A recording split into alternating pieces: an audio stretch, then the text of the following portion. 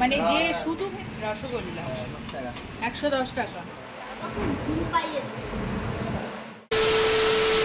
আমি প্রিয়াঙ্কা তোমাদের সাথে আর একটা নতুন ভিডিও শেয়ার করতে চলে এসেছি। আর এখানে দেখো একদম বাঙালি হোটেল, আমি এই হোটেলের ভিডিও আমি করতে চলে এসেছি। এখানে আমি হায়দ্রাবাদে ঘুরতে এসেছিলাম, যেখানে আমার সর্ষে ফোড়ন আর কারি পাতা খেতে খেতে পেটটায় চর ধরে গেছিলো। তো তারপরে আমি একটা খবর পাই যে যেখানে বাঙালি হোটেল রয়েছে এবং একদম বাঙালি খাবার রয়েছে। চলো দেখা যাক এখানে বাঙালি হোটেলে বাঙালি কী খাবার রয়েছে, পুরোটাই তোমাদের সাথে শেয়ার করবো, দেখতে থাকো ভিডিও। দেখো বাঙালি হোটেলে তো ঢুকে পড়েছি, কিন্তু এখানে কী খাবার আজকে রান্না হয়েছে এবং কী খাবার আছে চলো সেগুলো একটু জেনে নিই।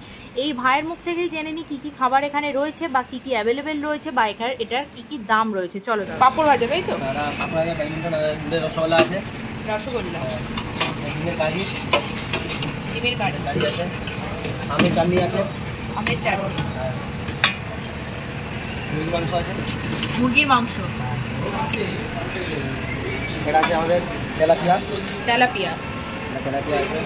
তেলাপিয়া সাইজগুলো। এগুলো কি এটা কি প্রাইস আছে? 110 টাকা। 110 টাকা। তার সাথে কি থালির সাথে? শুধু মাছ। আচ্ছা, আর মাটন কারিও আছে। দেখি মাটন কারি দেখো। আচ্ছা, আচ্ছা, 6 পিস যায়? আমাদের 6 পিস। 6 পিসের দাম কত? 250 টাকা। আচ্ছা, মানে সেটা থালি বাদ দিয়ে, তাই তো? শুধু মাটন। চারাপোনা আছে। চারাপোনা কত? 100 টাকা পিস।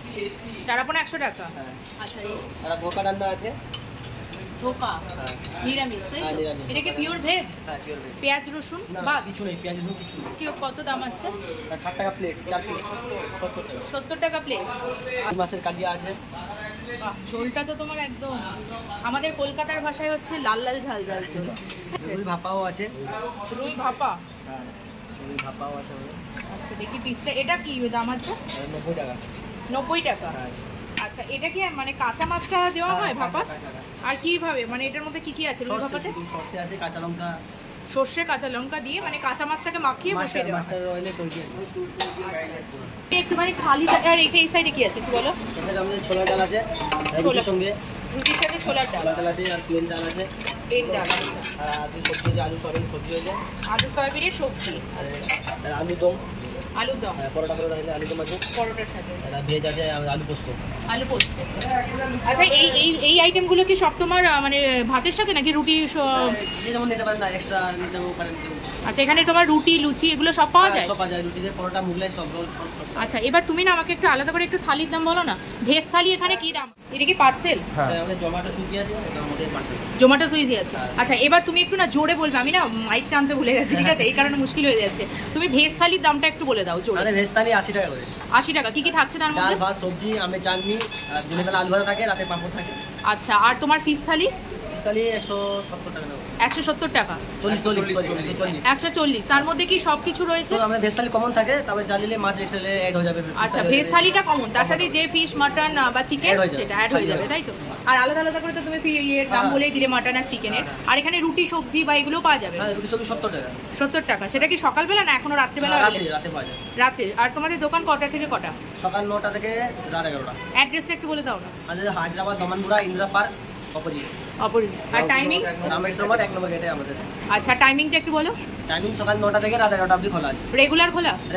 রেগুলার খোলা। আচ্ছা আচ্ছা, আমাকে তাহলে তুমি দুটো ভেজ থালি দাও। তার সাথে কি অর্ডার করলো? ফিশ অর্ডার করলো তো? চিকেন অর্ডার করেছি। চিকেন পাবদা মাছ অর্ডার করেছি, ঠিক আছে? তাহলে তুমি থালিটা একটু সাজাও, আমি একটু নেবো।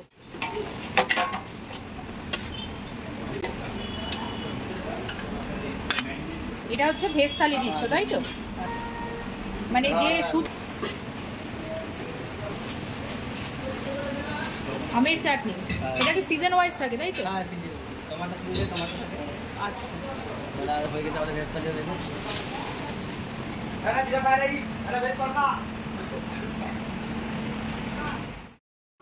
দেখো এখানে তোমরা একটা ব্যাপার কি ক্লিয়ার বুঝতে পেরেছো, যেটা আমাদের কলকাতার সাথে একটু ডিফারেন্ট আছে। এখানে ভেজ থালিটা কমন, অর্থাৎ ভেজ থালিটা তোমাকে নিতেই হবে। এবার তুমি ওটার সাথে শুধু ভেজ থালিও খেতে পারো, এবং তার সাথে যদি মনে করো ফিশ নেবে তাহলে ফিশ নিতে পারো, যদি মাটন নেবে মাটন নিতে পারো, আর যদি মনে করো চিকেন নেবে। দেখো এবার আমি কিন্তু একদম খেতে বসে পড়েছি, একদম পাত পেরে খেতে বসে পড়েছি, কারণ হায়দ্রাবাদে যবে থেকে আমি গিয়েছি তবে থেকে শুধু সর্ষে ফোড়ন আর কারি পাতা, উফ খেতে না আমার জাস্ট পেটটা চড়া পড়ে গেছে, বিশ্বাস করো। আর সেই সঙ্গে কিন্তু আমি যে থালিটা নিয়েছি তার সাথে আমি লেবু লেবু চিপে ডাল দিয়ে খেয়ে নিলাম, যেটা আমার খেতে দারুণ লেগেছে। আর এদিকে দেখো আলু সয়াবিনের তরকারি, বিশ্বাস করো আলু সয়াবিনের তরকারিটা আমার তুখর লেগেছে, মানে এত ভালো লেগেছে।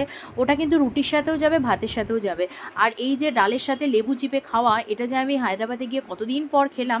আর বাঙালি হোটেলটা কিন্তু খুঁজে খুঁজে বার করেছি এই কারণে, কারণ দেখবে আমরা অফকোর্স বাঙালি, যে যা খাবারই খাই না কেন, সে চাইনিজ বলো বা অন্যান্য খাবার বলো, কিন্তু বাঙালি মানে আমাদের যে বাঙালির যে খাবার, মানে ভাত ডাল মাছ মাংস, এগুলোর থেকে কিন্তু আমরা বেরোতে পারি না।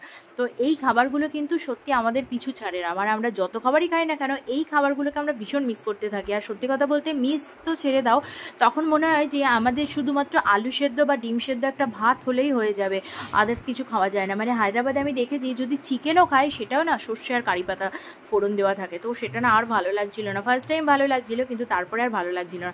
আর এদিকে দেখিয়ে দিই এই যে আমের চাটনি, এটা কিন্তু সিজন ওয়াইজ থাকে, আমের চাটনিটা সিজন ওয়াইজ, এবং টমেটোর সময় টমেটো থাকে, আমের সময় আমের চাটনি।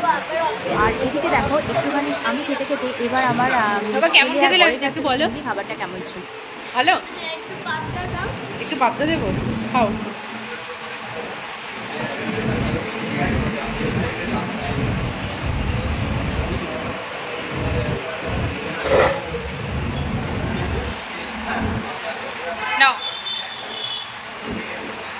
ভালো, একটু তাকিয়ে বলো কেমন, মুখে বলো টেস্টি টেস্টি।